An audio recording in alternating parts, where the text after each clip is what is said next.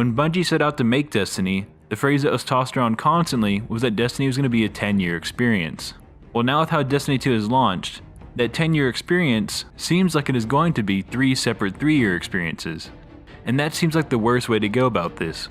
When people spend thousands of hours into a game like Destiny, getting the max light level, acquiring the best loot in the game, and customizing the Guardian to the exact caliber they want, why on earth does Bungie think the fans of the experience are going to appreciate a complete reset in Destiny 2?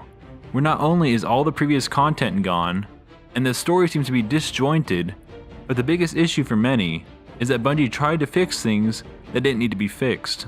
People can blame Activision as much as they want for Eververse, or other problems during development, but it was Bungie that decided to change the game's core foundations, and make the game feel less like a long-term product and more like an appointment-style game, where you only need to play on Tuesdays.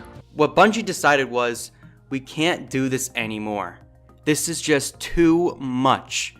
This is too hard for us to do.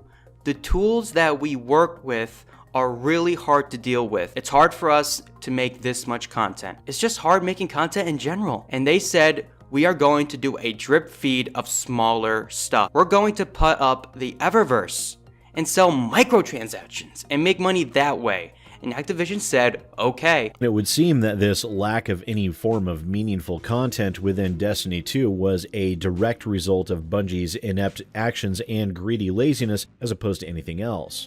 It would also seem that Bungie's extreme reliance on the Eververse is designed to make up the monetary difference for the lack of content within the game's business model. Bungie have seemingly given themselves over completely to the idea of a free-to-play monetization business model within a AAA game, although they seem to be slightly slow playing it. It's entirely possible that the job posting they had listed wasn't even for Destiny 2, but could be for Destiny 3, where they get their player base accustomed to the idea of Destiny 2 Curse of the Everpurse in order to implement a pay-to-win business model similar to what we saw with Star Wars Battlefront 2 EA.